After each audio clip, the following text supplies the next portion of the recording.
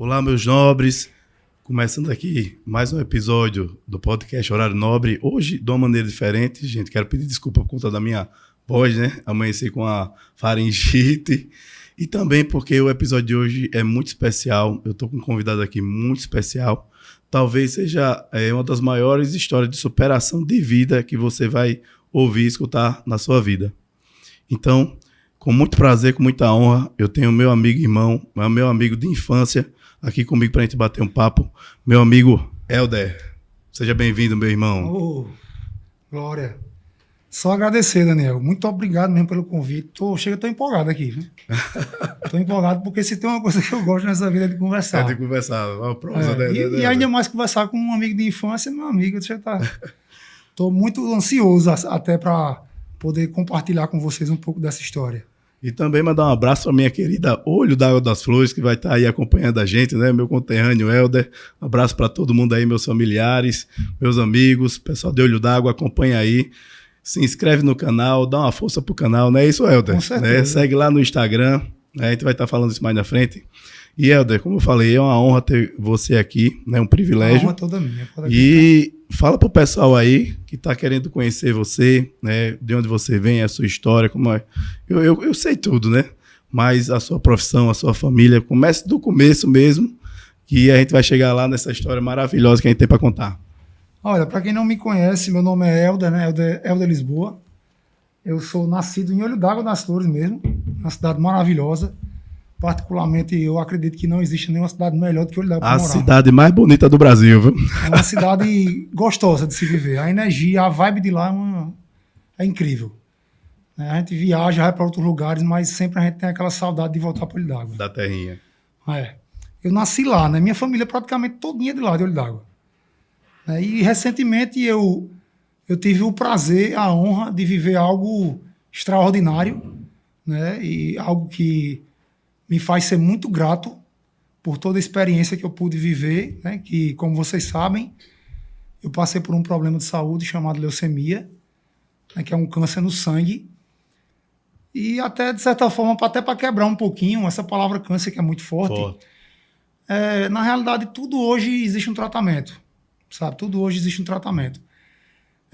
Mas eu vou dizer a vocês, já de antemão, o maior tratamento de todos que a gente tem, para qual seja o problema, é a nossa fé e é Deus. Eu acho que é a base para tudo. Não importa qual problema que você tem, não existe um problema maior do que outro. Acho que todo mundo... Frases clichê, mas que são bíblicas também. Ninguém carrega um fardo maior do que o que pode carregar. Então acredite, se chegou até você é porque você pode.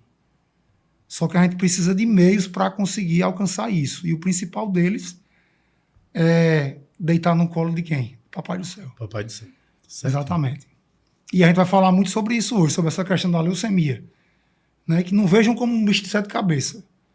Sabe? Agora, assim, tudo que foi proporcionado em cima disso foi tudo voltado para um nome só, milagre. Só o milagre. Porque eu falo para vocês, eu acho que eu morri umas 4 vezes. Foi mesmo? Foi. Morri umas 4 vezes. Mas antes de entrar no assunto mesmo, assim, de chegar na sua parte, né? Conta um pouquinho da sua infância, da sua família. Nossa, a infância, né? Foi engraçada, né? Não vou nem falar muito. A gente nunca brincou, não. Nunca deu trabalho para nossos pais, né? Jogar bola. Não, jogar bola tá no... Inclusive, ontem me marcaram numa foto da época de Gustavo, né? Gustavo, você conheceu o Gustavo, né? Conheci. Infelizmente, ele não tá aqui com a gente mais, devido a um acidente, né? Mas foi uma das melhores épocas da minha vida. E é interessante que, se a gente for parar para pensar hoje, os nossos melhores amigos são aqueles daquele tempo. Uhum. A gente constrói outras amizades, mas parece que aquilo ali virou uma tatuagem. É uma tatuagem no peito mesmo, mas não esquece nunca. E por mais que pareçam muitos momentos ruins que a gente passou, mas a gente termina guardando com uma recordação boa, né? Independente, né? Porque depois de um tempo a gente consegue ver o lado bom de tudo isso. Exatamente. Não parece ser ruim, mas nada acontece por um acaso, né? Da tua infância, Helder, o que você sonhava? Você sonhava em ser personal, mexer com... A tua formação é essa? Cara, né? olha que interessante. Inclusive a minha filha está aqui, né? Com a gente aqui ouvindo isso. Como é o nome dela? Manuela. Manuela, Minha princesinha quase mais velha. chará da minha esposa, Manuela. É engraçado, porque assim, por favor, não escutem muito não isso que eu vou falar, viu? Deixa entrar aqui e sair pelo outro lado. Mas eu nunca fui muito fã de estudar, não. Nunca. Nunca fui muito fã. Você parece que era primo de Dario. O que é bom de estudar é quando você estuda um conteúdo que lhe interessa. Aí é bom. Isso. Mas escola, geralmente, ele é um leque de informações e boa parte delas você não está nem aí, nem interessado para aquilo. Hoje a gente vê o mercado, como é que funciona. A minha preocupação maior hoje com minhas filhas, por exemplo, é que elas abram a mente para o empreendedorismo. Isso é o foco de tudo. Então eu não estou muito preocupado com uma nota, muito preocupado se aprendeu ciência, não é isso. O que eu prezo hoje é que elas abram a mente para isso. Porque a gente vê que o sucesso não está relacionado à mente somente ao estudo. Ao estudo, Né? Claro que o estudo um ajuda, conjunto, né? ajuda muito. Conjunto, né? O conhecimento é o que mais facilita você a não sofrer. Exatamente. Né? Saber das coisas é importante demais. Quando você conhece as coisas, você facilita até para não ter um estresse na vida. Isso. Porque você sabe o porquê daquilo. É uma coisa mais coerente. Então, assim, quando eu estudava, né? Estudava em escola, né? No primeiro grau, ali, até o oitavo ano, eu sempre joguei futebol. Então, assim, sempre fui muito fã da área de esporte. Dali... Que todo mundo da nossa época estudou de Imaculada, né? Sim. De Imaculada aí. Imaculada Conceição. Imaculada, para mim, ali é uma... Sempre que eu falo de Imaculada, eu me emociono, porque foi uma época muito boa. Época da minha mãe ali, né? Que infelizmente também se foi. Mas como eu costumo dizer, as pessoas só morrem quando a gente mata dentro da gente. Exatamente. Então é só uma passagem. Isso aqui é só uma passagem. Acho que a gente tem que entender dessa forma. Mas voltando, né? Então eu jogava futebol e eu tive um sonho. Rapaz, eu quero trabalhar nessa área. E aí, qual a área que envolve o futebol? A educação física. Então, desde quando eu comecei a entender que era isso que eu queria, voltado para o esporte, eu decidi que ia seguir a área da educação física. Então, quando eu fui para Maceió estudar lá, eu já fui com esse pensamento, fazer educação física. E olha que interessante, não sei se vocês acreditam nisso, mas eu acredito muito na questão da atração, da energia. Então, quando a gente foca muito em algo e acredita muito, as coisas vão conspirando a favor para que aconteça. Isso. Você entra numa frequência, né? Numa frequência, exatamente. Parece que a gente está vivendo essa mesma vibe. Não é assim mesmo que está funcionando hoje no mundo.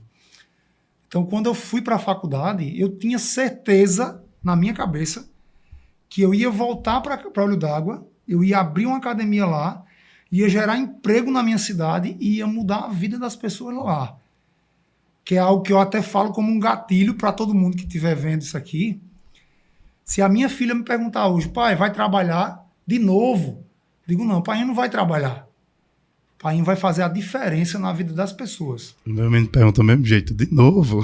Não, mas não é para ser assim, porque senão a gente carrega um peso. Isso, exatamente. E, na realidade, todo dia é dia de ser feliz. Com certeza. A gente só tem o hoje. Só tem o hoje. Ontem, não tem mais não. Amanhã é só hoje. E então, não existe. Quem vive do passado está depressivo. Isso. Quem pensa muito no futuro cria uma ansiedade. Então, a dádiva da vida é você realmente entender como viver o presente. Tá no presente. Claro, isso sem ser também muito descompromissado. Exagerado, porque você pode... Relaxado, né? Vou viver o hoje, vou largar tudo, não é? Botar tudo na mão de Deus também, né? A gente também tem a nossa parte, né? Tem a nossa parte, né? E aí é isso, né? Aconteceu exatamente como eu já desenhava na minha mente. Eu sei que foi Deus que fez isso, com certeza absoluta. Eu voltei para Olho d'Água. E lá foi aberta uma academia, né? Que inclusive guardo com muita recordação, porque foi uma sociedade. Né? Até mando um abraço pro meu ex-sócio, Erison. Meu amigo Erinho. Erinho é show de bola. Que graças a Deus, eu digo a vocês, esse reencontro meu com meu ex-sócio aconteceu exatamente depois desse momento que eu vivi da leucemia. Então esse foi mais um milagre que aconteceu. Né? Que eu sou muito grato a Deus, porque a gente começa a enxergar as coisas que vão acontecendo. E hoje, cada um tem a sua academia lá, né, no interior, onde se gerou mais emprego, se gerou mais qualidade de vida, mais incentivo para as pessoas. Então, no final das contas, a gente vai entender o porquê. Tem coisas que a gente só entende lá no só entende porquê hoje. A gente entende lá na frente. E eu acredito verdadeiramente que logo, logo, com o passar do tempo, as minhas filhas, um ou outro, né, que Deus abençoe, vai continuar dando sequência a isso aí. Então, a minha infância foi praticamente isso, voltado para o esporte. Eu, às vezes, saía de casa escondido, né, apanhava, mas era isso, era o esporte. A gente buscava o esporte. Não tinha outra coisa para se fazer no interior. Mano, a gente apanhou demais, pô. Apanhou, mas foi bom demais. Amanhã era para estudar e a gente corria lá para beber, para jogar na quadra. Não, mas o Leléo e o Edinho tá indo, o Edinho tá indo, pô, eu tenho que ir, aí, tome lapada. Rapaz, era fantástico, assim, era fantástico. Tem muitos amigos que a gente se encontrava ainda há uns 4 anos atrás, a gente se encontrava lá em Maceió, todo mundo de olho d'água. A gente ia para um ginásio de esporte lá e a resenha é a mesma, cara. Pense num negócio bom de ver os amigos. A quinta série nunca sai da gente, né? Nunca. Não, isso daí é a quinta e a sexta série. Pro homem não, a mulher amadurece, né? Mas o homem é... Na verdade, a gente nunca estudou junto, não foi, Daniel? Não. Eu estudei com seu irmão. São os dois irmãos. Você é da idade de Dario. Dario. E eu com Leléo. Cara, Dario eu nunca vi, não. Não sei se era com Dario ou com tu. Mas de vez em quando a gente tirava uma brincadeira ali pra fazer uma quebra de braço. Era com Dario. Eu não Cara, bicho, eu nunca vi um negócio daquele, não. Era surreal a força daquele cara. Não. Meu Deus do céu. Força de um animal aquilo ali. Não existe, não. Era surreal. Fantástico, assim. Eu tenho uma recordação muito boa. Diz ele que passou o quaresma sem beber, né? Aí, Daniel, só a quaresma mesmo. É. O povo do olho d'água lá não gosta de beber muito, não, né? Oxe, meu Deus. Olha, interessante. Eu nunca fui a favor de abrir uma academia de domingo, não. Nunca. Certo. Porque eu acho que faz com que as pessoas terminem só se voltando para uma coisa e deixando até a família de lado. Uhum. Só que hoje meu conceito está mudando. Eu acho surreal, por mais que seja cultural, uma festa de carnaval, por exemplo, tirar todo mundo de um foco e levar todo mundo a beber, a curtir, a endoidar, a enlouquecer. Aí eu comecei a pensar esses dias. Eu disse, rapaz, quer saber? Eu vou começar a estudar a possibilidade de abrir aos domingos a academia. Aí por que isso? Para poder dar um norte melhor para as pessoas. Cara, ao invés de você pensar que está chegando uma sexta ou um sábado para beber, pense que está chegando um domingo para você treinar também. Treinar também. Concordo plenamente. E mudar esses conceitos. Eu acho que tudo que vem para o lado bom tem que começar a fazer mais nome, enfrentar mais esses obstáculos, esses desafios. Muito boa ideia, viu, Helder? Eu tipo assim, eu não bebia, aí comecei a beber. Aí chegou uma época que eu tava bebendo todo dia. Aí, rapaz, você é alcoólatra mesmo, não é possível. Tomava um drink um copo de uísque. Aí eu disse, rapaz, vou trocar esse vício por um bom. Aí troquei pela caminhada. Pronto. Aí pronto, deixei de beber, não sinto falta da bebida. E a minha terapia, minha fuga do estresse é a caminhada. Porque vem o quê? Endorfina, dopamina, boa. E a clareza mental, sim, isso. Com certeza. Do mesmo jeito, final de semana, você tem a oportunidade de você ter a academia aberta para ela. Olha, nós, seres humanos, a gente precisa ser preenchido de amor. Todo mundo precisa ser preenchido de amor, cara. Quando a gente não tem esse preenchimento, a gente vai tentar preencher de alguma outra forma. Se sentir amado, né? Vai procurar preencher de outra forma. E aí vem os vícios. Isso. Mas aí, para pegar um vício, é melhor pegar um vício numa caminhada, com certeza. Exato. Só vai trazer benefício. Exatamente. Mas a tendência humana é essa, é a gente se afogar em coisas que, teoricamente, preenchem, mas que, no final das contas, não preenchem coisa nenhuma. É só uma ilusão. Exatamente. Eu não sei se vocês têm percebido isso, mas a gente está vivendo uma era energética, que as pessoas estão optando de uma maneira bem concreta. Ou você é uma pessoa que está voltado para o espiritual, ou você está voltado para o mundo. Para o mundo. Está ficando muito claro isso. Se você entrar na rede social hoje, as pessoas ou amam a Deus ou odeiam. Não tem um meio termo assim. Até tem, mas está havendo essa mudança. As pessoas estão compreendendo que existe. Né? E quem não está compreendendo isso está ficando realmente revoltado, ficando olhando pelo lado negativo de tudo. Verdade. É isso aí. Mas voltando lá para a academia, você tem esse lado, essa veia empreendedora, voltou de Maceió seus estudos, aí fundou a academia e tal. Aí você já está com que idade, Helder? Tem uns 10 anos atrás, tem mais do que isso? 12 anos. 12 anos. 12 anos. E está vivendo bem, tocando suas empresas, sim, tudo direitinho. Graças a Deus. Né? Inclusive com projetos de abrir outras, né, academias. De abrir outro, né? Levar o nome da motivação, porque foi isso que mais me motivou no tratamento. Os médicos olhavam pro meu braço aqui, ó, tatuagem, motivação. Eu disse, ó, isso aí. Eu escuto pessoas falando na Euridago hoje, que eu acho até engraçado. Falando o seguinte, Helder, hoje eu entendo por que é que você colocou o nome da sua academia Motivação. E é interessante, quando eu fui colocar o nome, eu passei uns 2 dias incomodado. Porque eu disse, cara, eu não posso colocar um nome à toa. O nome que eu colocar aqui, ele tem que representar isso. Representar a academia, representar a academia, essência, a minha essência, exatamente. Isso, exatamente. Porque era isso. E eu sempre trabalhei com muito amor, cara. Muito amor. Eu sei disso. O melhor personal que eu já conheci na minha vida se chama... O cara mais... Daniel, você tem genética de ser fisiculturista e bote pra fazer. A galera que tá vendo aí, Daniel, meu Deus do céu, o cara é um monstro. Se ele se dedicar a malhar, a treinar musculação... Ninguém acompanha não, cara. Já tinha dito isso há anos atrás. Rapaz, eu vou fazer entrevista. Tem um cara aqui, o Joseph, que ele é terapeuta do Cariani. Como o Joseph é o quê? Josi. Não é Johnny, não? Não, é Joseph. Ele é aqui de Arapiraca, né? E ele é não sei o que do Cariani. Questão mental e tal, não sei o que, dos atletas dele lá, né? É hipnólogo, né? Entendeu? Ele tem uma parceria lá com o Cariani. Aí já pensou, ele vai vir aqui, já me bota lá, já pensou? Cara, Mas eu acho que eu não tenho a disciplina do fisiculturismo, do bodybuilding, não, entendeu? Tem que ter uma mentalidade. Exato, né? exato. O que eu acredito é isso. Eu acho que tudo a gente consegue se a gente começar a criar alguns gatilhos na mente. Uhum. Não é? Porque o ser humano é isso, né? Quando às vezes vem um gatilho negativo, você cai, afunda. Exatamente. Mas a gente não pode absorver o problema dos outros. A gente tem que lembrar disso. Exatamente. Um aluno encostou em mim lá e fez assim, professor, eu não consigo treinar, não gosto. Eu disse, mas você não é obrigado a gostar. Quem foi que disse a você? Se ele ficar brigando entre gostar e não, ele não vai nunca para academia. Nunca. Compreende? Ele tem que entender que ele tem que entender o porquê de estar indo treinar. Essa é a essência. Exatamente. O ganho que ele vai ter lá na Exatamente. frente. Por que eu estou indo treinar? Eu preciso encontrar uma justificativa que eu olhe para dentro de mim e diga, agora me convence. Eu adoro treinar, eu gosto de poder vir na academia, só não gosto de fazer perna. Frango, né? Tá até com uma personal aqui, qual o comportamento de frango? Ele não treina a perna, então eu sou um frango. E é aquela de que você identifica com a bunda pra cima, não dá pra mim não. Mas olha, você muda o exercício, rapaz. Pra você ver o que é interessante. Isso é preconceito, o cara do interior, batutão. Mas olha só, muita gente, principalmente homem, não gosta de treinar a perna. Eu, particularmente, eu levo muito pelo lado da preguiça. Porque é exaustivo.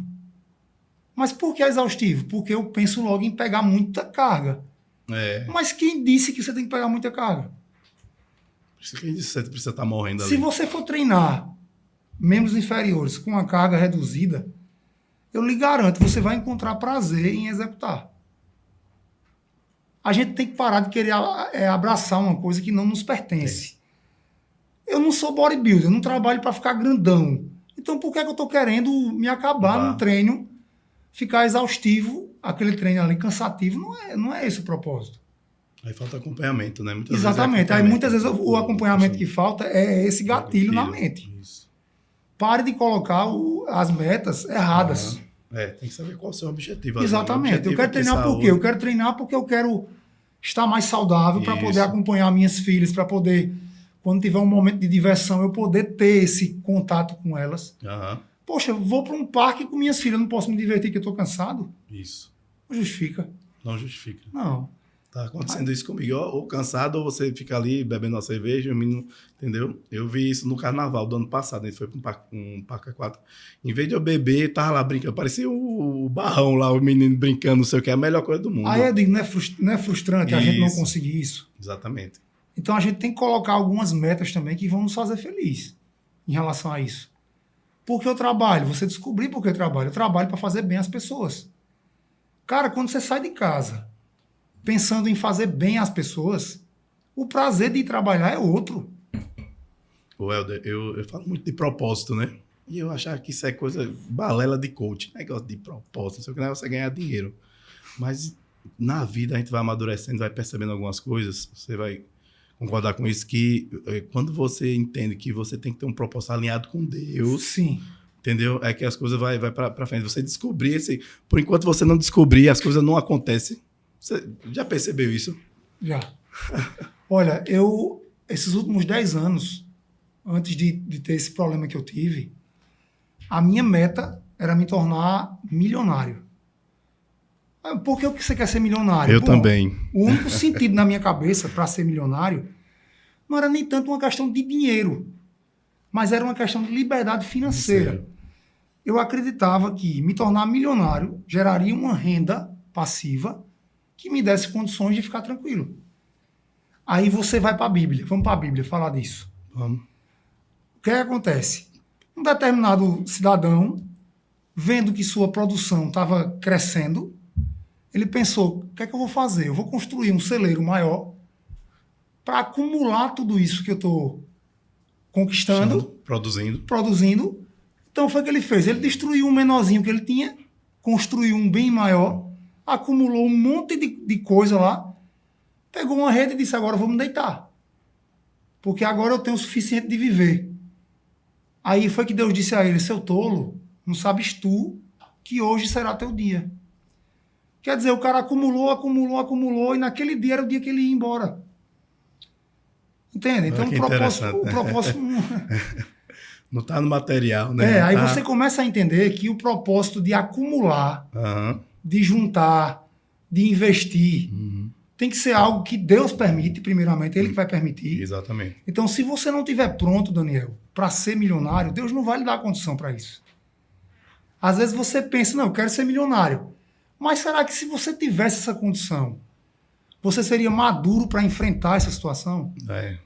Você valorizaria o que tem que valorizar, mesmo tendo esse dinheiro? Rapaz, eu milionário, aí era a ver sinais, entendeu? Pessoas assim não ia falar muito, não. Mandava até matar.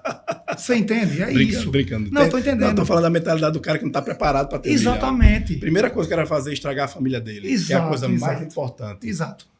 A gente teve um exemplo agora, o cara do Big Brother. Exato, eu já ia falar isso. Pode falar. Não, é exatamente isso. O cara do Big Brother. Acaba novo demais, não sabe nada. Não sabe, pô. Quando eu vi ali... O cara vai ganhar 1 milhão. Peraí, eu não sei nem controlar 100 reais, eu vou controlar 1 milhão? Exatamente. Aí eu posso me colocar numa situação difícil de vida. Então não é isso. Foi o que aconteceu. Depois que eu parei de pensar isso, aí o dinheiro começa a aparecer. Aí você diz, poxa, é isso, sempre se tratou disso. Você pode ter sonho? Pode, claro. Você pode querer ganhar dinheiro? Pode querer ter bens? Pode. Aí vem outra coisa, olha que interessante. Imagina, já deve ter acontecido com vocês aqui isso. Imagina, você vai sair de casa e decide levar um dinheiro com você. Você bota 20 reais no seu bolso. De repente, do nada, aparece alguém e diz, Daniel, amigo, tem como você me ajudar? Eu queria comer alguma coisa, estou sem nada aqui. Estou com 20 reais no bolso. Dá para pagar uma quentinha, não dá para o cara? Dá, sim, com certeza. Beleza. Aí, na Bíblia, o que é que a gente diz? Na Bíblia diz assim, não diga a teu irmão, passe outra hora, venha outro dia, você tendo dinheiro no seu bolso, cara. Olha como é interessante. Aí tu pega e diz, pô, eu só tô com esses 20 reais aqui. Aí tu vai e paga um almoço para ele. Daqui a pouco, Daniel, você vira uma esquina e acha 50 reais. Volta muito mais. Volta, pô. Essa é a confiança que a gente tem que ter, principalmente em Deus. Se Deus mandou, só confie. Foi Ele que mandou, acredite. Você sentiu no coração, né? Sim, acredite, faça. Mas será que a pessoa mesmo não julgue? Na hora que você ajudar, só confie no que você está fazendo. Se o outro vai fazer ou não, isso cabe a ele. Cabe a ele. É ele e Deus, cara. Entendeu? Mas acredite, quer ser milionário, ajuda as pessoas, cara. Quanto mais pessoas você servir, né? Por incrível que pareça, olha o que é interessante. Ser milionário, ele vai além de ter dinheiro. Ele vai primeiramente em você acreditar, sentir que é milionário. O que é uma pessoa rica? O que é uma pessoa milionária? É aquela pessoa que não falta nada, Daniel. É abundante, né? Abundância, pô. Não falta nada. Você pode não ter R$1 na conta. Mas nunca falta nada. Tem um cara bem assim, ó, você pode ter R$2 no bolso, mas você tem uma mente milionária, e o cara que tem 1 milhão Ele não tem, vai perder. Vai perder. Um herdeiro. Exatamente, é exatamente isso. Vai perder. Não sabe aproveitar. Não está ligado diretamente ao dinheiro. O dinheiro é consequência. Exatamente, exato. É isso. E aí, Legal. interessante, se você entende que você já é milionário, mesmo não tendo R$1, ou seja, pela gratidão, pela simplesmente o fato de você ser um cara humilde e reconhecer que Deus é quem permite, cara, e quando você tiver R$1 milhão, você vai fazer o quê? Você vai revolucionar o mundo, cara. Com certeza. Contribuir o máximo. A gente vive uma sociedade que se fala muito, capitalismo, socialismo. Capitalismo, eu acredito que seja a ferramenta do mundo. Por quê? Porque são os empreendedores que constroem esse dinheiro para poder fazer a coisa funcionar. Você acredita no socialismo? Acredito. Mas eu acredito não numa política socialista. Eu acredito em ações sociais de cada ser humano. Exatamente. Ou seja, cada um faça a sua parte. E não tem nada que arraste mais do que o exemplo. Exatamente. Daniel, se eu estiver acompanhando você, aí eu vejo, pô, o Daniel é um cara bem sucedido, ele conseguiu crescer. E eu começo a observar que você cresceu porque ajuda, porque faz o bem o outro. Cara, eu vou lhe copiar, velho. Com certeza. Você começa a modelar aquela pessoa. Eu vou dizer, não, eu preciso fazer isso que o Daniel faz. Por quê? Porque funciona. Exatamente. Se você não faz por amor, faça por inteligência. Agora, não tem nada mais prazeroso do que fazer por amor. Por amor. Fazer porque realmente sai dentro de você. E onde eu vou mais além. Quem nos capacita a ter esse sentimento é Deus. Com certeza. Você já perdoou alguém ou já foi perdoado? Com certeza. Mas vamos pensar assim. Quando você perdoa alguém, não é fantástico quando você perdoa porque sentiu a necessidade de perdoar? É profundo, é dentro do seu coração. Mesmo que a pessoa não perdoe, mas de você dá aquele alívio, né? Exato. Entendeu? E digo mais, você vai ter muito mais mérito na vida quando você perdoa. Por quê? Porque você se cura. É uma cura sua. Entende? Como é que Jesus apanhou de um lado e deu o outro? Helder, é muito difícil ser cristão. Viu? Nós somos cristãos. Acredito em Cristo, mas assim, ele diz assim, se um der um tapa em você, dê ao outro. Como é que você aguenta? Você aguenta se você tiver afinidade com Deus. Exatamente. Porque você tem que acreditar que o seu ganho é perdendo. Isso é uma questão de gatilho, entende? Se você acredita... Olha, você quer ver um exemplo besta. Mas eu me recordo, há uns 10 anos atrás, que tava uma onda de assalto, todo mundo roubando aí, que eu nunca vi um negócio daquele. E eu comecei a idealizar que se alguém me roubasse, eu ia reagir. E eu sempre pensava isso.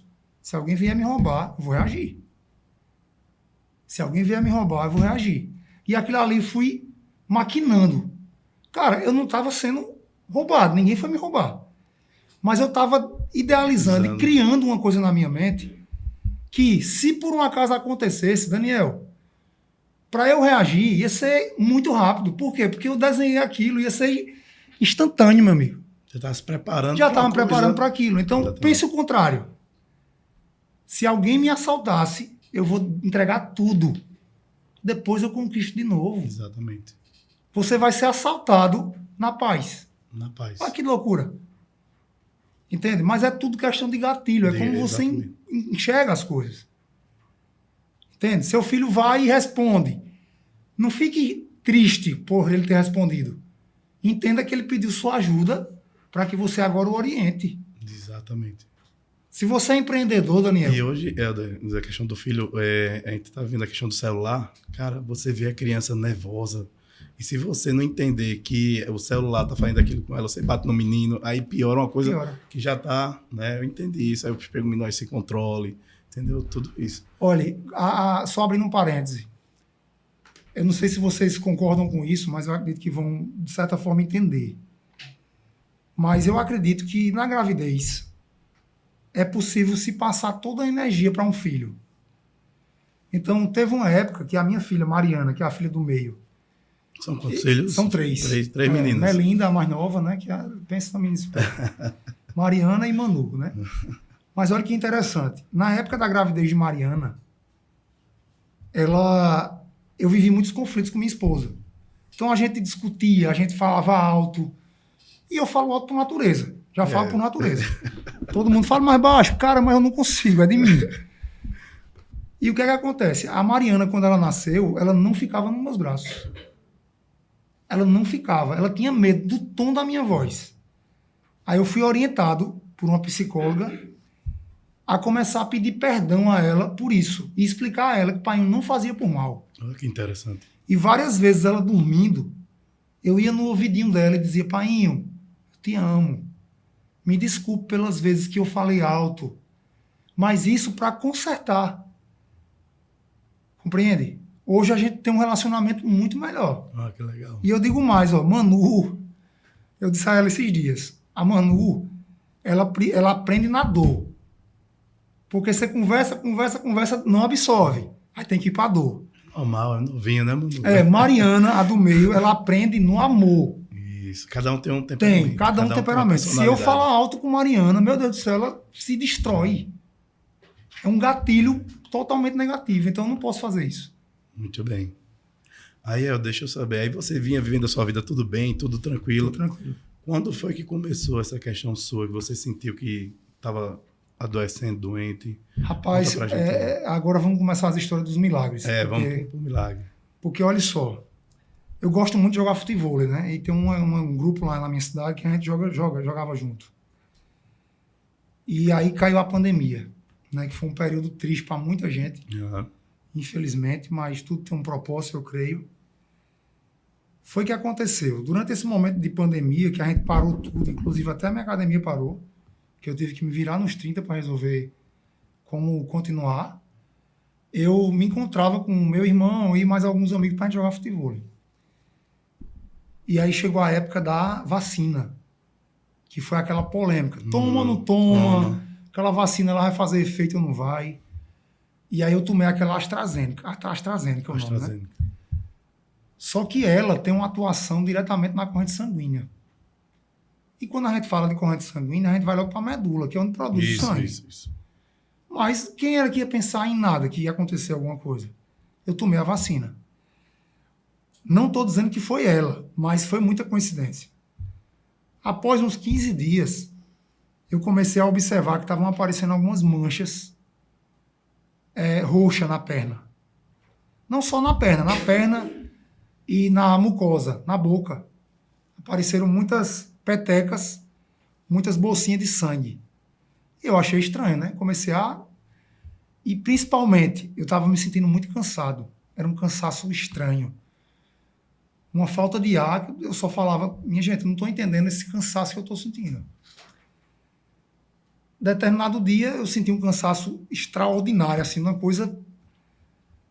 Quando eu cheguei em casa, eu juro... Um atleta personal, um cara Exato, forte, estava estranho aqui. Não bebia, não fumava, nada.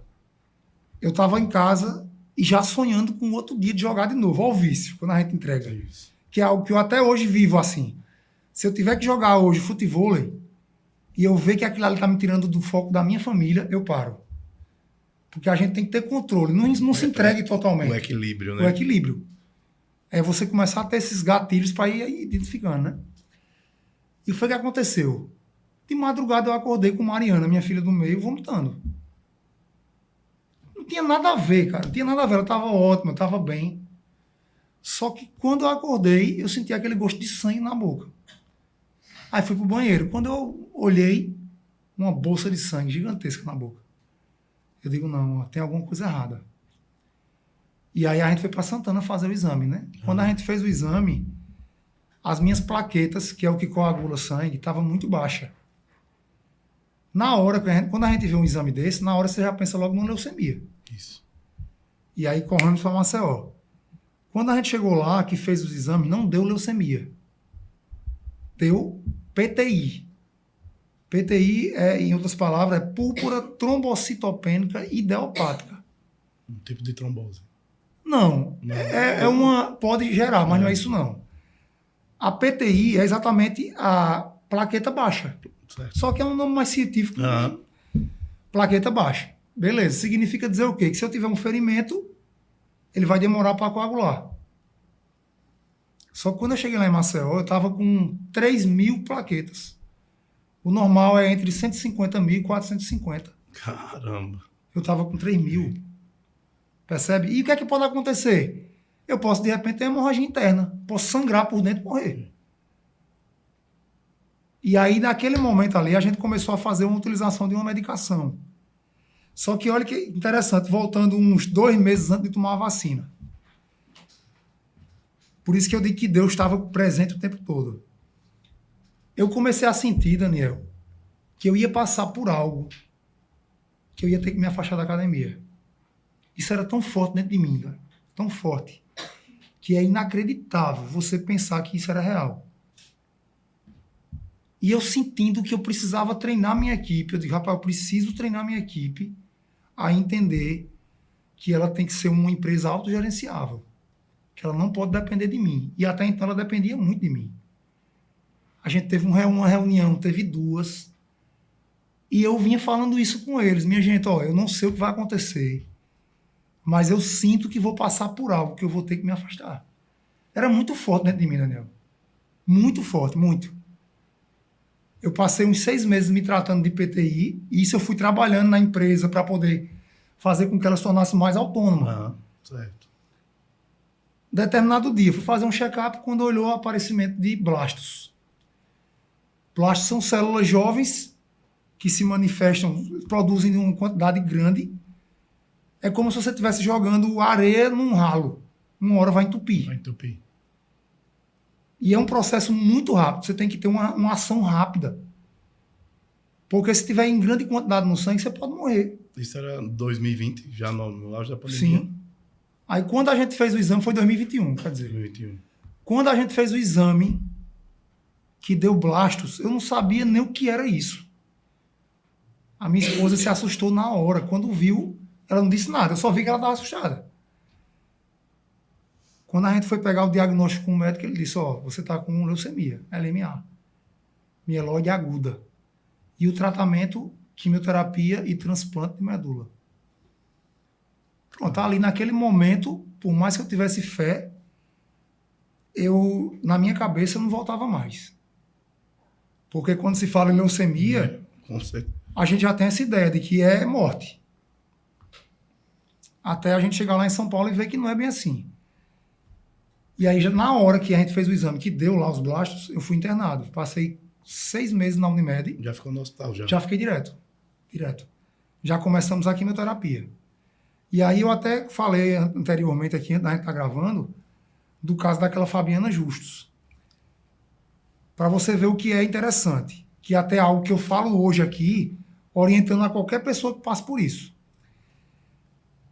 Passou por isso, procura um lugar que tenha transplante.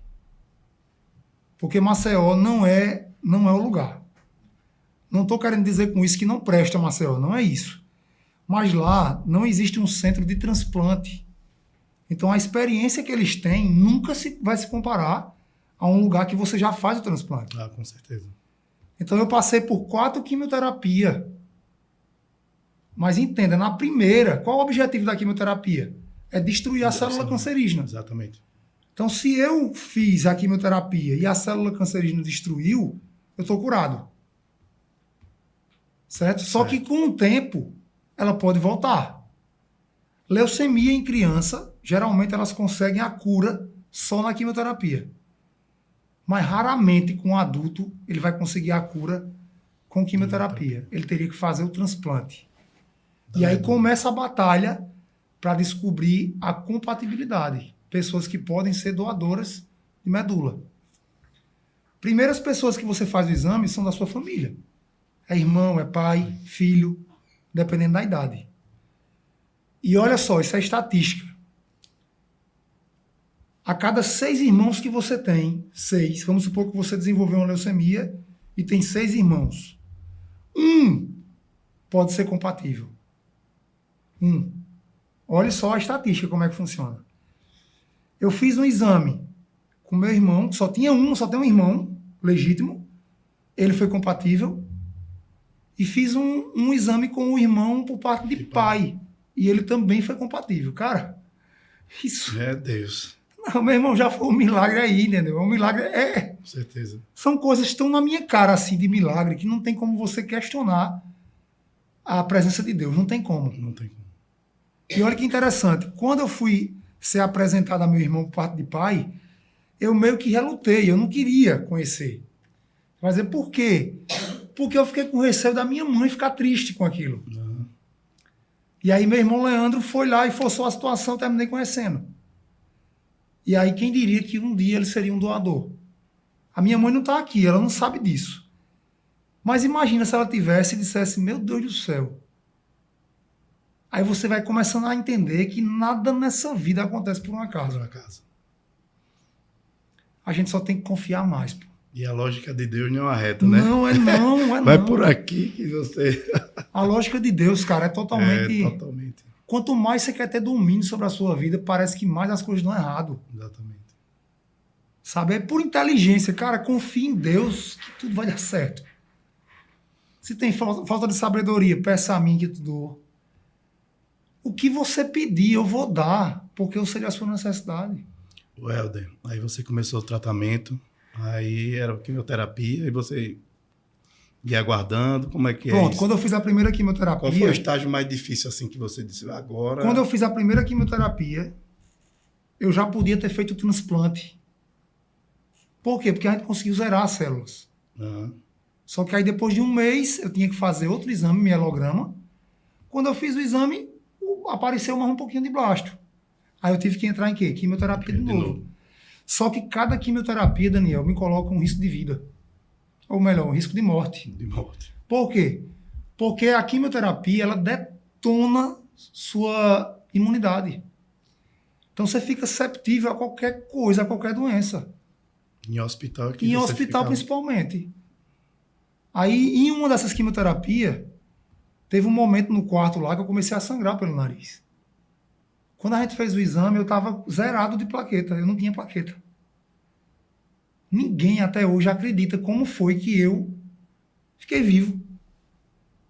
Zerado, pô. Zerado, pô. Tem na história da medicina isso. Tá entendendo? E aí, naquele dia, eu entendi que plaqueta para mim não seria problema. Assim, meu irmão. Plaqueta não seria problema, porque até zerado eu fiquei vivo. Compreende? E olha que interessante, quando eu comecei a quimioterapia... Aí foi que a morte começou a ver que ele pegou um páreo duro, viu? Rapaz, esse rapaz aqui... Cara, e o que eu mais pensava... Esse cabo vai ser difícil aqui, viu? Sabe o que eu mais pensava lá em São Paulo, cara? Pra me confortar, era o seguinte. Eu parava, pensava e dizia, Senhor, obrigado por não ser nas minhas filhas. Obrigado porque foi em mim. Aí, mesmo assim, agradecia, né? Agradecia. Porque eu precisava encontrar gatilhos, Daniel, que me desse força. Uhum. Eu digo, que bom que foi em mim, não foi nas minhas filhas. Então tinha que ser em mim mesmo. Que bom que não foi na minha esposa, foi em mim. Pode dar um cafezinho pra mim aqui. Que bom que não foi na minha esposa, foi em mim. Porque Deus sabe que eu aguento. Aguento. Mas eu peguei uma briga com Deus grande. Chegou a questionar? Cheguei, porque a primeira transplante que eu fiz deu errado. Eu perdi a medula. Aí tive que fazer o segundo. E eu dizia o seguinte, Senhor, o Senhor me mostrou em toda a história que o milagre estava acontecendo.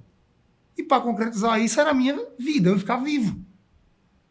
E eu estou enfrentando aqui um desafio gigantesco que eu sei que eu não vou aguentar.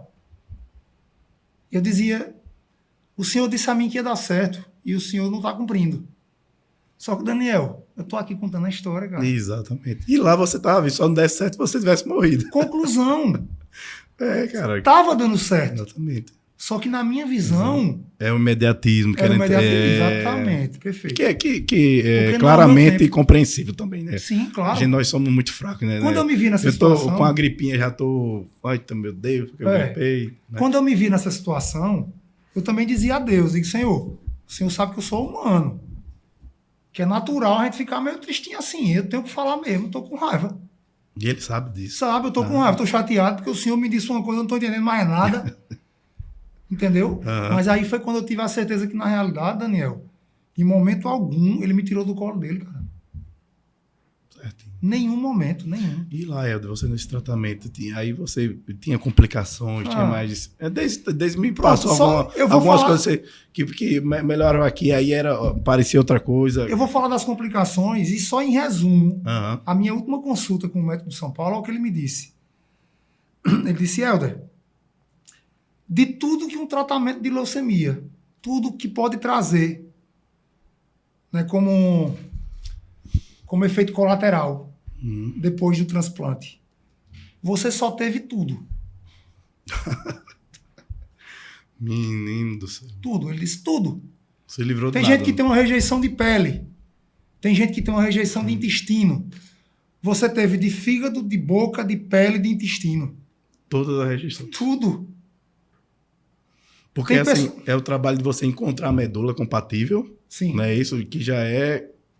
Não é fácil. Não. E quando você encontra, ainda tem a questão do seu corpo Exatamente. aceitar aquela... Por isso né? que aquele caso de Fabiana Justus, agora que a gente está vendo na rede social, foi o que aconteceu. Ela fez a primeira quimioterapia, os blastos zeraram.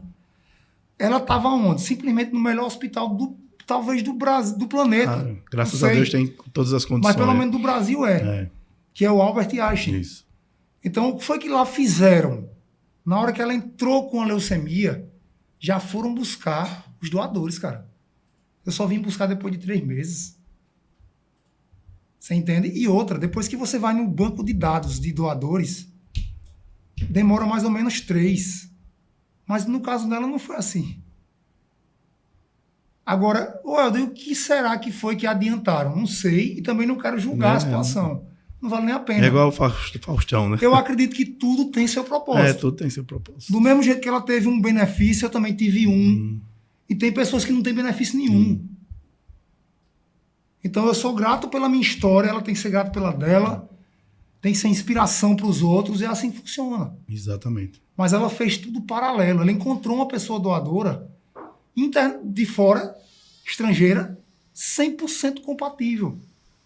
E o que significa dizer? Que se a compatibilidade é 100%, a probabilidade de você ter efeitos colaterais é muito pequena. Porque você está colocando exatamente uma Trocando a mesma genética peça original, né? idêntica. Exatamente. Trocadilho de carro, né? Botando a mesma... Exatamente isso. Meu pai gosta de fazer muito isso, trocar o retentor. É, Igual, original. Helder, bebe uma aguinha. tranquilo. Viu? Mas olha, no meu caso... Mas a questão maior, assim, da rejeição, essa foi complicada.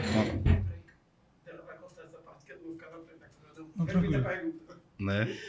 Nessa parte que começaram as rejeições que o Neto falou, foi a parte mais complicada ou ainda teve mais ainda? Pronto. Quando houve a primeira rejeição, na realidade eu perdi a medula. Certo. Tá? Porque tem um processo lá. É o seguinte, você, quando faz o transplante, que é simples, é tipo uma doação de sangue. Ele coloca lá a conexão na sua veia Aham. e coloca essa medula lá. E olha que interessante, o meu irmão, por parte de pai, quando doou, que eles separam a célula que precisa para o transplante. Certo. A doação dele foi 3 vezes mais do que o normal. Aí, na hora, eu disse, abundância. É Deus, cara. Deus. Você entende que eu fui desenhando tudo, Divino. Ele dando as respostas. só que eu perdi a medula. Aí a pessoa diz, deu errado. Não, deu certo. Só com o tempo dele. Quando a gente fez o exame, após 14 a 25 dias, sua medula tem que pegar. Como é que a medula pega? Eu vou fazendo exames periódicos de sangue e aí vou observando se a produção ela começa a aumentar. Aí você faz um exame, subiu um pouquinho, plaqueta, hemácias.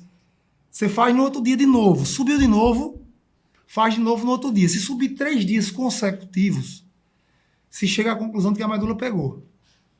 Só que não é só isso. Aí foi onde eu passei um sofrimento lá. Porque quando aconteceu isso, levaram um bolo para dentro do quarto e começaram a cantar os parabéns. Tipo, eu nasci de novo. Só que depois disso eu tinha que fazer um outro exame para ver se a medula estava realmente conectada. Foi numa sexta-feira, eu saí de alta. Quando foi na terça-feira que eu fiz o exame, estava tudo lá embaixo. Oxe. Perdi a medula. Corre. Já me internei de novo. Leandro, vai ser com você agora. Leandro teve que voltar de Olho d'Água para São Paulo. A gente morrendo de medo, porque eles já tinham dito que era difícil fazer o transplante. Mesmo ele sendo mais compatível comigo, devido àquele ponto que era incompatível. Mas aí, vamos fazer. Tem que fazer. Só que olha o que aconteceu. Era tudo ou nada já ali. Nesse meio tempo, eu estava totalmente debilitado, porque eu estava sem medula, eu estava sem a minha vida. Pô. É como eu dizia a meu irmão, Leandro, eu estou sem vida. Por quê? Porque a minha vida é a minha medula. Ela é quem produz a minha vida, a minha vontade, tudo. Você disse que morreu umas 4 vezes. Morri. A primeira moto foi aquela de que deu 0 de plaqueta ou já foi aí? Não, ali não foi não. Ali foi só um susto. Não. Tem mais não. Agora o que Eu aconteceu? pensava que já estava terminando. Perdi a medula, tive uma pneumonia. Não, não. Tive uma pneumonia. Eu passei 40 dias na UTI com uma pneumonia. Foi quando colocaram um dreno no meu pulmão. Na hora que colocaram, tiraram 3 litros de água, velho, do meu pulmão. E eu disse a eles, aos médicos, né? Eu disse, pessoal, eu tô sentindo como se eu estivesse morrendo afogado. Quando eles botaram o dreno, meu irmão, foi água, viu? Aí esse pulmão meu murchou. Teoricamente, perdi um pulmão. E eu digo a você, a minha esposa ficou me acompanhando nesses 40 dias. Ela dormia numa poltrona. E eu lhe digo, a maior parte desse tempo eu estava apagado. E eu costumo dizer, ela sofreu muito mais do que eu. Com certeza. Porque ela pôde ver tudo, cara. Eu apaguei. Todos os médicos chegaram para ela para dizer, olha, ele não volta mais. Todos, unânimes, sem, não tem nenhuma exceção. E quando falaram que se eu voltasse, eu ia ficar dependendo de aparelho respiratório pro resto da minha vida. Olha como foi doloroso tudo isso. E olha só, durante a pneumonia, que eu estava com pneumonia ainda, foi feito o segundo transplante, eu estava na UTI. Da medula. Da medula. Só que minha condição, meu amigo, era... Foi o que aconteceu, meus rins pararam de funcionar. Os 2. A urina, que não era urina, saía só um líquido preto. Quando foi 40 dias, cara. Que número interessante. 40 dias. Coloca Deus no deserto, 40 dias. 40 dias no deserto, 40 dias. quarentena. O pessoal chegou lá e disse, doutor, e aí, o que a gente vai fazer com o Helder? Aí o médico disse, vão lá fazer a hemodiálise nele. Aí foram. Quando chegaram lá, eu urinei. Normal. Meu rim voltou a funcionar. Aí eles voltaram lá, doutor, ó. Mas Ele urinou. Aí ele cancela esse exame, não vamos fazer voltou mais. do nada. Voltou do nada. Do nada. Só que aí o que é que a gente compreende? Que naquele dia a medula do meu irmão Leandro pegou. Conectou. Você entende a quantidade de milagre, cara? É coisa que não... Fui pro quarto, os médicos fizeram uns exames lá comigo. Eu passei 30 dias com febre. 30 dias, não descobri o que era. Podia ser fungo, bactéria, vírus, e não descobria. Depois disso. Depois disso, na sequência, na sequência. Pulmão, rim, vamos lá, medula que não pegou, bolo de aniversário. Bolo de aniversário. Aí quando não pegou de novo, Não. vem Leandro, pneumonia. Pneumonia. Aí Fui não volta fazer a mais hemodiálise, no dia Ó, de fazer, urinei. Todos os médicos, isso aí Não podem volta mais não. encomendar. Não volta voltava. mais não. Não voltava. Mas, rapaz, tu é teimoso, viu? Cara, pra você ter ideia, que é um dos milagres que aconteceu na minha vida, eu nunca vi, pelo menos essa é uma questão de compreensão minha, tanta gente se unir para orar por alguém como fizeram por mim. Tá? Eu digo isso porque foi movimentado com uma força gigantesca, cara. Hoje eu me sinto muito lisonjeado por ter sido utilizado por Deus, né, para ter sido o testemunho de fé. Da força da oração. Da força né? da oração e do que Deus é capaz. Deus Do é que capaz. nós somos capazes na oração, principalmente. Então, quando eu vi tanto de gente se mobilizou, e eu sempre faço essa comparação, imagine que você está dentro de um ovo, certo? E que a gema e a clara estão conectadas. A clara Aham. seria seu corpo e a gema seria sua alma, Certo. certo? Tá dentro. Né? Foi o que aconteceu. A gema saiu de dentro da clara. Saiu. Então eu estava dentro de um ovo. Só que meu corpo não estava mais conectado à minha alma. Eu estava morto, cara. Eu estava morto. Pode acreditar que eu estava. Eu não estava vivo. Não tinha como. Não tinha como. Mas você sentia que estava em coma, assim? Não, chegou. Eu cheguei em momentos que eu senti que estava morto. Literalmente. Como era assim esse sentimento? Assim, Cara, eu não você sei nem explicar, cara. acordava e não... Não sei. Não sei explicar. Não tinha tempo, não tinha noção Não de tempo. tinha noção de nada. O que eu sei é que Minha alma estava do meu lado, mas estava desconectada. E por que ela não ia embora? Para concretizar a minha morte. Porque a casca não deixava. E o que era a casca? Foi a oração, cara. A oração. O ligamento. A oração era tão forte que eu não morria. Eu sentia que estava morto, mas eu não morria. Olha que negócio louco. Aí eu liguei pro meu irmão. Eu disse, mano, ó, é o seguinte, cara, eu queria pedir uma coisa a você. Eu quero que você peça encarecidamente a todo mundo que está orando por mim que, por favor, pare de orar. Foi mesmo. Foi, velho. Ali você tava Pare de orar, até me desistindo. emociono pensando nisso. Sabe por quê? Foi forte, velho. Eu disse, olha, parem de orar por mim. Eu não estou conseguindo morrer. Não estou conseguindo. Tipo assim, eu não aguento mais. Não aguento, eu não estava aguentando mais, cara. Era muito sofrimento, velho. Muito. Só que entenda. Aí o pessoal diz assim, mas você não estava com Deus? Cara, tu imagina se eu tivesse 100. Se eu sofri, eu com ele, imagine 100. Sim. Aí é que eu tinha sofrido mesmo. Compreende? Que é outro gatilho que a gente tem que entender. Cara, tá sofrendo? Normal. A gente não tá nessa vida para estar só sorrindo, não. Vai sofrer muito. Sofri. E para que o sofrimento? Para você reconhecer que você não é nada. Para você reconhecer que você não é nada. Que você não dá um passo, se Deus não permitir. Simplesmente. Que tudo seja para a honra dele, né? Sim, enquanto a gente não entender A isso... glória é dele. Hoje A eu tô glória é conversando dele. com o A Helder glória é aqui. dele. Você não é O Helder superou, superação. Cara, você não fez foi nada. Nada, cara. Fiz nada. O poder é todo dele, a glória é dele. Nada, em nenhum Certo. momento fui eu. Em nenhum momento. Na realidade, eu quis desistir várias vezes. Várias vezes, mas eu não conseguia. Mas Não. deixa eu entender. A gente tava lá na urina que voltou. Aí dali já começou a recuperar ou não? Sim. Só que aí, detalhe, como eu estava com o pulmão danificado, Aham. que eu tive febre durante 30 dias, a equipe médica, que era parceira da hematologia que me acompanha, fez o seguinte: foram lá me avaliar e disseram, ó, infelizmente não tem como operar você. Porque você está tão debilitado, tão desnutrido, que se a gente ia operar você, a cirurgia era só essa, ó. Era um corte aqui no meio do peito, pra cá. Do pulmão. Ou seja, tinha que abrir aqui as costelas, cara. Aí você tava por aparelho só, né? Respirando. Não, eu tava com um oxigênio, Sim. mas era tipo um basicão, assim, de aparelho. Não era Aham. nada tão... Porque o outro lado funcionava ainda, o pulmão. O outro funcionava. Isso. E olha que interessante. Quando os médicos disseram, ó, a gente não vai operar, eu tava com uma média de 54 quilos, pô. Eu cheguei em São Paulo com 96. Eu tava com 54 quilos. Tava só a grade. Só o esqueleto. Só o esqueleto. Hoje eu tô com 62. Há um mês atrás, sabe quantos quilos eu tava? 46. Caramba. Tava com 46 quilos. Eu ia ao banheiro de 25 a 30 vezes por dia. Para você ter ideia, teve uma vez que eles botaram uma balança para calcular quanto eu tava perdendo para poder repor. Só que não tinha como repor, porque a minha alimentação era tudo por veia. Porque tudo que eu comia ia embora. E mesmo assim, me alimentando por veia, o risco de infecção no fígado era muito grande. E eu tive. Eles tiveram que tirar a alimentação por veia.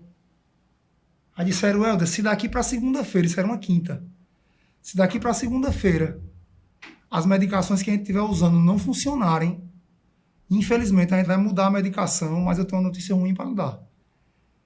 A gente não tem como garantir nenhum resultado com essas outras medicações. Esse é do fígado. Isso foi numa quinta. Quando foi no sábado, meu intestino parou, travou. Vamos lá. Pulmão, rins, fígado, intestino. E a aí, olha medula lá. já tá Os funcionando. médicos chegaram lá e disseram, ó, não tem como a gente operar você, porque se a gente abrir você hoje, você morre. Aí o pessoal da hematologia, a gente pode chamar um outro médico para fazer uma avaliação com você? Pode. Quando o cara entrou, pô, eu acho que ele tem 34 anos. João Paulo, o nome dele, não esqueço nunca. Ele disse, e aí, vamos lá, vamos operar? Aí eu falei, bora. O cara chegou tão animado, meu irmão. Eu digo, vai dar certo. Vai dar certo, não tenho dúvida. Confiante, né? Confiante. Passou. Aí ele disse, olha, Helder, eu não discordo do que os médicos falaram. Mas eu preciso ver como é que está você por dentro para ver a condição. Isso que eu vinha com febre. Eu passei 30 dias tomando remédio de horário. Então, assim, ele não esperava nem eu ficar com febre. Eu já tomava o remédio para não ter febre. Nenhum exame que eu fazia, nenhum, dava nada. Você imagina, era tudo empírico. E agora a gente vai tratar esse rapaz como? Qual remédio? Esse ou esse? Aí um fazia esse. E aí eu tomava o remédio e dava certo. Caramba, cara. Você entende? Porque é que eu digo que Deus não tem nem palavras, cara. Nem palavras. Aí eu dizia, mas Deus, o Senhor me abandonou? Nunca, em nenhum momento. E olha que mais interessante, quando eles me levaram para a sala de cirurgia para olhar como é que estava, eles só iam colocar as câmeras para ver as condições. Aí beleza, eu acordei, né, que eles me sedaram, eu estava no quarto, aí o médico foi olhar no outro dia. Diga aí, doutor, vamos operar quando? Ele disse, eu tenho uma notícia boa para lhe dar. Digo, foi que houve? Quando eu coloquei as câmeras, eu achei tão bom como estava a condição que eu já operei você. Foi não. Ele me operou, cara. E o procedimento que ele fez não foi aquele outro de tirar, porque o procedimento do outro médico era tirar meu pulmão. Aí ele fez uma raspagem na costela, tirando a pleura, puxou o pulmão, colocou uma cola nas costelas, o pulmão colou e ele expandiu. E aí tem como é que chama? Tem um procedimento que a gente faz com a fisioterapia lá, que é chamado de VNI. É um aparelho que você coloca respiratório e ele induz a forma que quer que você respire para melhorar isso. Todos os fisioterapeutas, todos, chegavam para mim e diziam, Helder, nem pessoas normais têm um volume de oxigênio que você tem. Eu com um pulmão. Aí eu digo, Deus... Aí muita gente fala assim, Helder, você sobreviveu porque você se cuidava. Você treinava. Eu ia falar agora, não, porque mas aí eu vou dizer uma coisa sobre isso. Você se alimentava bem. Deus não divide o milagre com nada. Quem me salvou foi Deus. Agora, uma coisa é certa. O fato de eu ser uma pessoa ativa, o fato de eu ser uma pessoa que me alimentava bem, minimizou e muito as minhas dores. Então, entenda, não foi o exercício que me salvou. Foi Deus. Porque esse mérito eu não vou tirar dele não, é dele. Puramente dele. E voltando à história do ovo lá, quando eu liguei pro meu irmão, eu disse, Leandro, peça para todo mundo parar de orar, porque eu não estou conseguindo me desligar. Quero ir embora. Aí ele procurou o pessoal. Pessoal, olha, o Aldo está pedindo encarecidamente que parem de orar por ele. Sabe o que fizeram? Oraram mais. Pessoal, intensifica as orações. Você tá sem moral de nada, viu? De nada, cara. E aí eu digo a vocês, pode ser a dor que for, não desistam, só peçam para orar, porque, cara, a força que a oração tem é impressionante. Véio. E assim, nós somos descendentes de Jesus Cristo. Nós somos descendentes dele. A gente precisa entender que o que Jesus fez, a gente pode fazer e ainda muito mais. Só que somente de uma forma. Se a gente conseguir se aproximar dele. Buscar ele, procurar. Então, estou sem tempo, meu irmão. Se vire. Você tem que achar tempo para Deus. Tem. Você tem que achar tempo para sua família. E se não achar, ele vai fazer alguma coisa. Vai botar você lá no fundo do você poço. Você vai cair, vai ficar só se questionando. Você só não vai ter outra opção. Não. Porque entenda só que loucura. Senhor, porque eu estou sofrendo. Meu filho, você não entendeu. Pare de querer andar com suas pernas. Exatamente. Agora, se você quiser, você tem um livre-arbítrio. Continue. Exatamente. Você vai levar outra pancada lá na frente. Até você entender que sem mim, você não é nada. Mas voltando, Helder, aí fez a cirurgia lá do fígado. Pronto, aí resolveu tudo. No pulmão. No pulmão. E outra, aí para finalizar essa história de milagres, eu tive uma infecção no cérebro. Não, foi não. Foi. Tive uma infecção no cérebro. Vai arrumando uma coisa, vai aparecer. Exatamente. Quando a gente pensou que estava tratando uma, aparecia outra. A infecção no cérebro, disseram, ele não volta mais. Se ele voltar, ele volta com sequela. Isso fica só, você percebe que tudo que foi humano, nada... Resolveu nada. Nada. Isso é bactéria, assim, de hospital, foi? Não se sabe nem o que foi, Daniel. Foi para Espanha fazer um exame lá. E não descobriram, não deu nada. Nada. Aí, beleza, né? Eu tive essa infecção. No hospital, eu criei um mundo dentro da minha cabeça. Eu estava tão desnorteado que eles amarraram meus braços. Eu fiquei 10 dias amarrado na cama. Cheio de eletrodo na cabeça, um monte. Eu imaginava que todo mundo queria me matar. Até a minha esposa, eu pensei que ela queria me matar. Olha para aí, a loucura na mente. E aí, olha que interessante. Antes de descobrir a leucemia, os irmãos da minha sogra quiseram conhecer ela. Eles não conheciam ela. Tipo, o pai dela, né? O pai delas, dos filhos. Tinha uma família, veio para o interior, conheceu a mãe da minha sogra e teve ela. Só que ele foi embora. E aí, uma época, antes de ter a leucemia, eu vi a minha sogra um pouquinho aperreada lá, querendo, porque os meninos eles estão querendo me conhecer, e ficou naquele negócio. É uma coisa diferente, né? Olha o que eu disse a ela. Eu disse, minha sogra, nada nessa vida acontece por um acaso. Vá conhecer. E eu digo à senhora, lá na frente, a gente vai saber o porquê disso. E ela foi. Conheceu a família e tal, beleza. Foi o que aconteceu.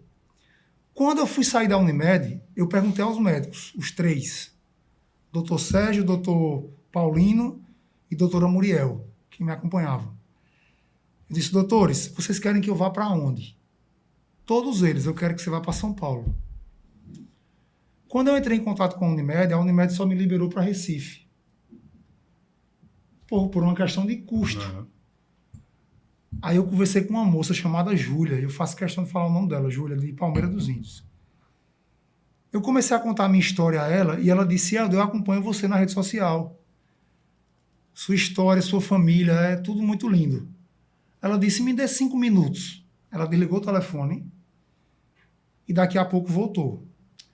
Aí disse, Helder, tudo certo para você ir para São Paulo. A gente estava até na justiça já brigando, porque eles só liberaram o Recife.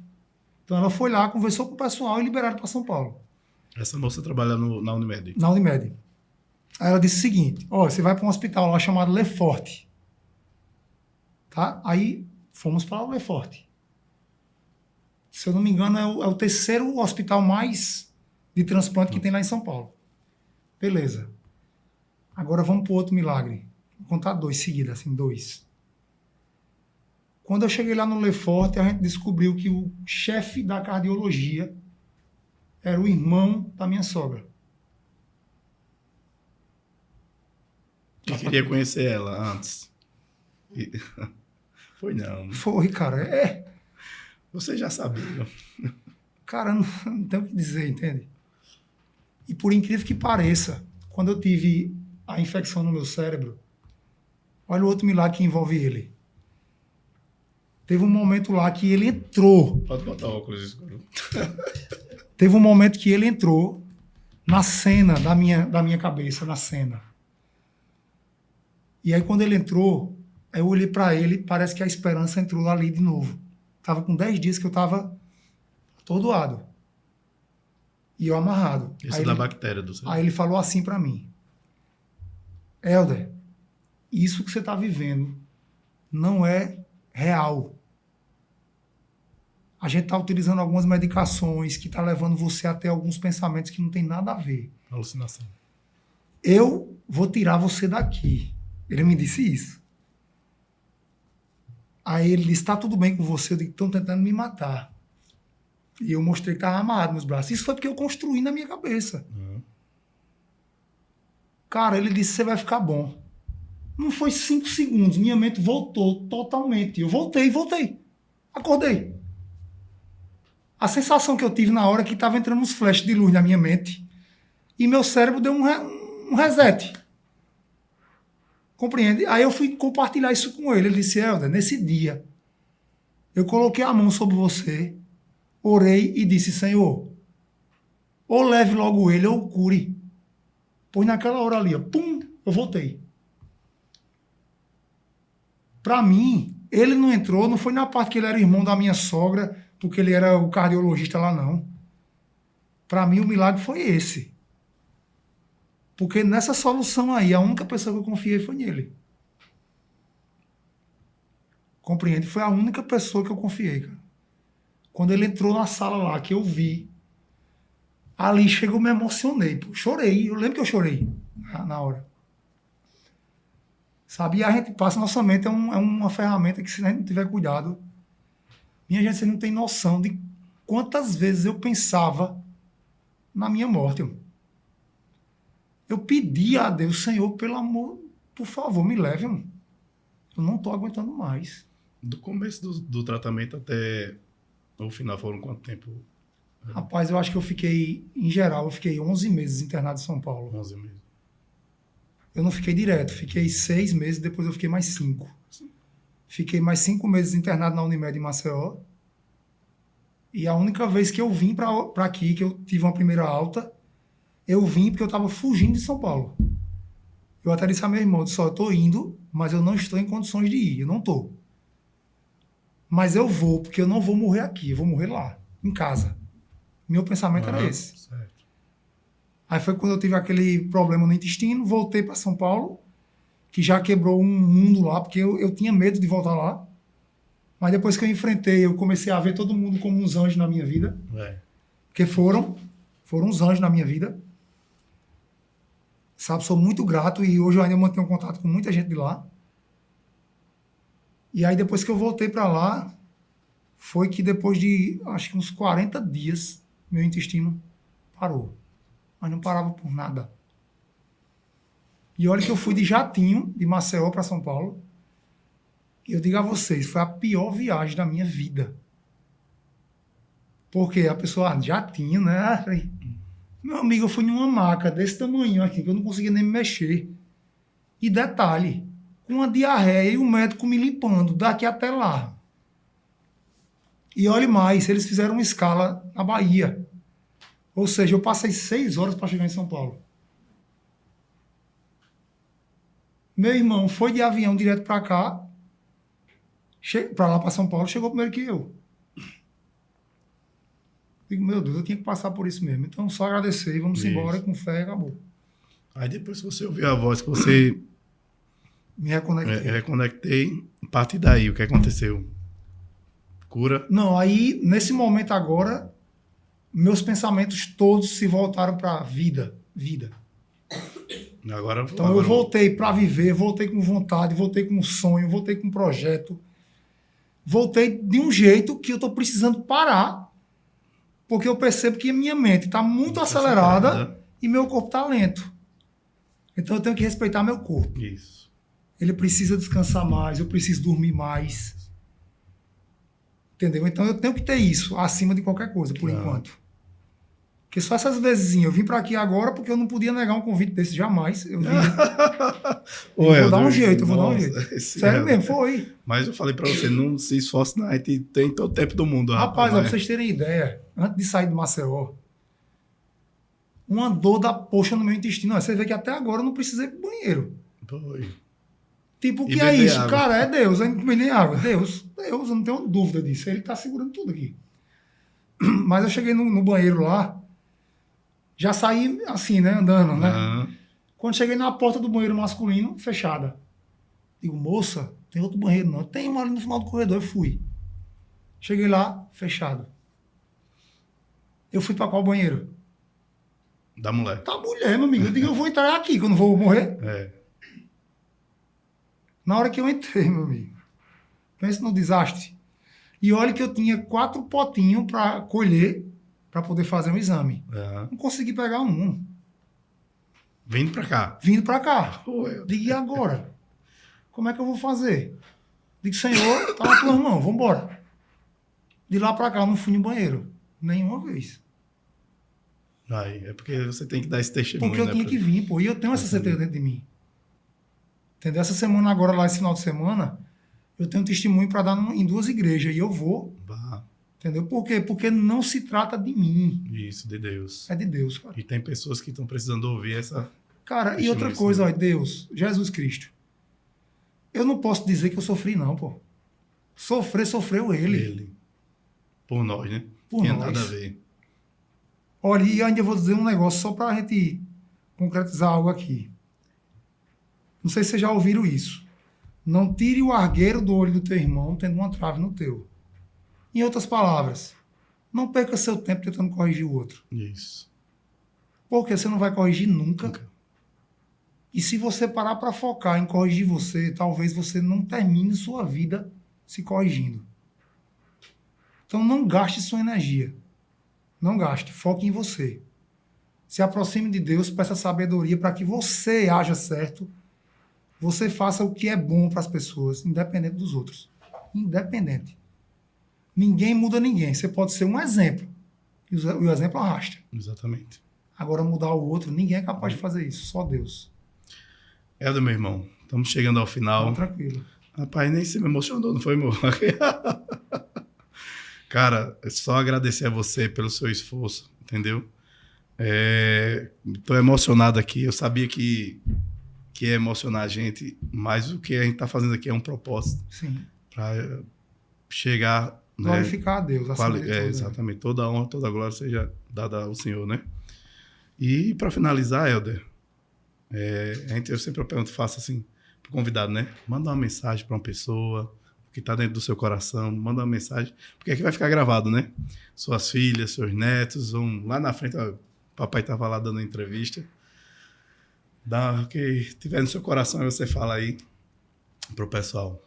Agradecer a audiência, né? Segue o Helder lá no Instagram, né, Helder? Qual o teu... Helder Lisboa, personal. Helder Lisboa, personal. Eu tava falando de exercício lá também, enchendo o saco. Exatamente.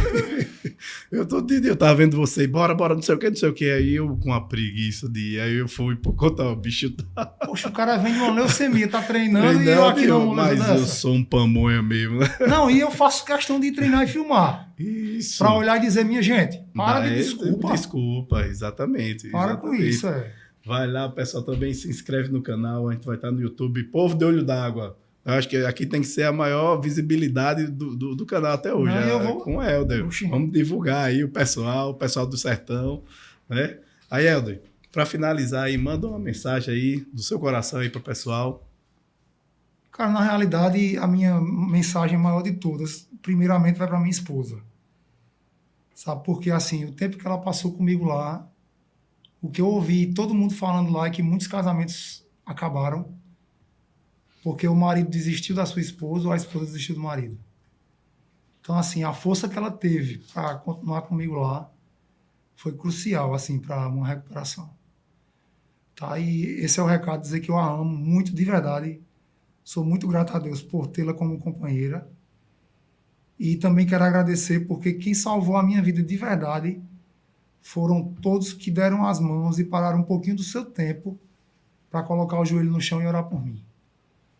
E acreditem, a oração, ela tem poder. Nós somos capazes de fazer o que Jesus fez e muito mais. Agora, como acreditar que isso é possível? Crie afinidade com Deus. Sem essa afinidade, você nunca vai sentir. Nunca. Mas com afinidade, você sente. E é tão real, tão verdadeiro, que você só confia e deita no colo dele. Um amigo meu, Rogers, que passou pela mesma situação que eu, ele me fez uma analogia uma vez que eu achei fantástica e digo isso para todo mundo. Se você estiver aqui na boca de um garrafão para arremessar uma bola de basquete, você está com a bola na mão, o tempo está acabando, aí você pode arremessar ou pode passar para Michael Jordan arremessar. Você arremessa ou passa a bola para Michael Jordan? Eu passo para Michael Jordan. Meu irmão, só passe para ele e confie, velho. Exatamente. Entende? Cara, para de carregar teu problema. Entrega na mão de Deus e segue, cara, que ele vai resolver. E acabou. Então, só confie. Só confiar. Só confiar, mano. Problema todo mundo tem. Hoje quem tá ouvindo, E meu problema, não sei o quê. O recado do Helder aí é só confiar. Só confiar. Se entrega na mão de Deus. Acredito que até o problema que vier também vem pro seu crescimento. Com certeza. Então, ao invés de ficar reclamando, pare para entender o porquê daquilo, que você vai tirar muita coisa positiva. Muito bem. Isso é um gatilho para a gente seguir pro resto da vida. Helder, meu irmão. Satisfação enorme. Satisfação, Nossa a honra. Senhora. Estou muito feliz de coração aqui. Você está aqui trocando Nossa, essa eu estou muito ideia. emocionado e feliz também. Obrigado por tudo. Que Deus lhe abençoe, continue lhe abençoando cada vez mais. E a sua vida é um propósito de Deus na sua vida, da sua família e na vida de muitas pessoas que você vai inspirar, entendeu? Que quando estiver passando por alguma dificuldade, vai olhar para tem um cara ali que com a fé dele ele superou muita coisa. Eu agradeço a Deus por algo extraordinário que eu vivi. O meu desejo para todo mundo hoje é que vocês todos possam viver algo extraordinário. É viver algo que leve você a estar pertinho de Deus, para você sentir realmente quem é Deus. Amém. Amém. Helder, brigadão. Tamo junto. Pessoal, obrigado, valeu. Deus abençoe e até a próxima. Vamos lá, valeu.